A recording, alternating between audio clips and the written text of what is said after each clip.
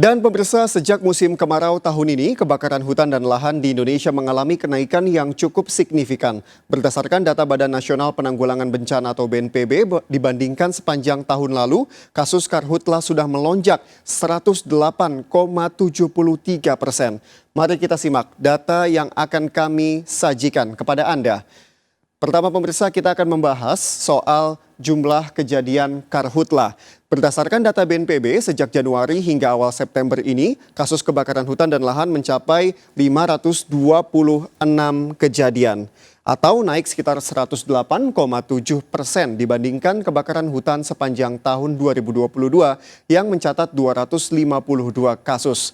Jumlah kasus karhutla pada tahun ini hampir menyamai kasus karhutla yang terjadi sepanjang tahun 2021 yang mencapai 579 kejadian. Dan menurut BNPB, lonjakan kasus karhutla dipengaruhi oleh fenomena El Nino dan juga yang mulai berlangsung tahun ini, padahal tahun 2023 kategori El Nino masih rendah hingga moderat. Selanjutnya pemirsa, kita akan membahas seputar hingga bulan September 2023, kita akan melihat provinsi yang mengalami karhutla.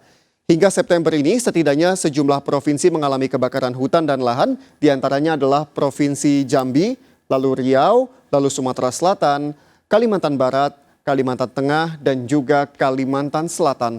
6 provinsi ini sudah menetapkan status tanggap darurat karhutla. Menurut perakiraan, dampak El Nino dengan skala menengah hingga kuat masih akan terjadi hingga tahun 2024 mendatang. Ya, pemirsa, kawasan hutan dan lahan yang terbakar tahun ini memang masih terus meluas. Sejak bulan Januari hingga Juli, Kementerian Lingkungan Hidup mencatat terdapat kawasan seluas 90.405 hektar lahan yang terbakar. Sedangkan luas kawasan yang terbakar berdasarkan provinsi, yakni ada Nusa Tenggara Timur merupakan yang terluas mencapai 28.000 lebih hektar.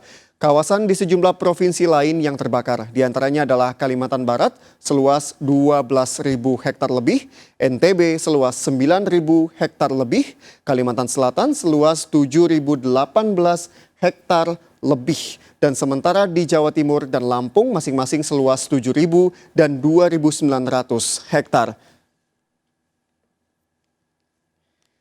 Dan pemirsa, itu tadi dampak yang ditimbulkan karhutla. Kebakaran hutan dan lahan tak hanya berbahaya bagi lingkungan, namun juga berdampak negatif terhadap berbagai aspek lainnya. Ini dia, antaranya adalah rusaknya ekosistem, lalu musnahnya flora dan fauna yang hidup di hutan.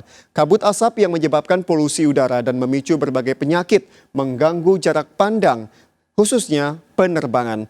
Lalu juga bisa menjadi penyebab hutan yang gundul dan menyebabkan bencana longsor dan banjir, serta ikut menyebabkan lenyapnya cadangan air dan pemanasan global. Dan pemirsa, itu tadi pembahasan kami infografis mengenai kebakaran hutan dan lahan yang semakin bertambah.